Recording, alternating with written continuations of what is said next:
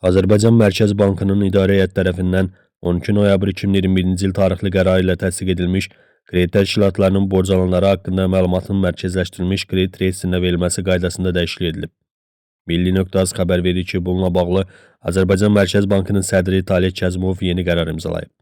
Qərara əsasən yeni kreditlər, eləcə də kredit ödənişləri barədə məlumatlar növbəti bir iş gün ərzində borc alanın maliyyə vəziyyətini əks etdirən hesabatlarla bağlı məlumatlar istisna olmaqla digər məlumatlar hər təqvim ayının sonuncu gününə olan vəziyyətə növbəti ayın ilk 4 iş günü ərzində, borc alanın maliyyə vəziyyətini əks etdirən hesabatlarla bağlı məlumatlar isə təqvim il ərzində azı bir dəfə mərkəzləşdirilmiş kredit reyestrinə təqdim ediləcək.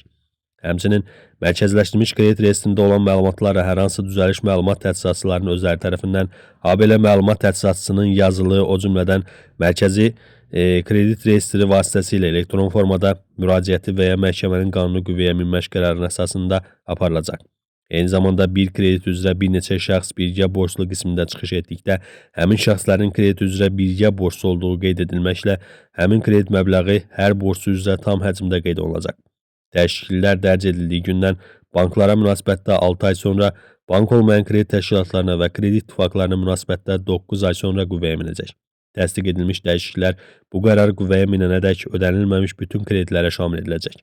Azərbaycan Mərkəzi Bankının Maliyyə Bazarlarının Hüquqi Təminatı Departamentində tapşırılıb ki, bu qərarın 3 gün müddətində Azərbaycan Respublikasının hüquqi haqlarının dövlət reyestrinə daxil edilməsi üçün Azərbaycan Respublikasının Ədliyyə Nazirliyinə təqdim edilməsini təmin etsin.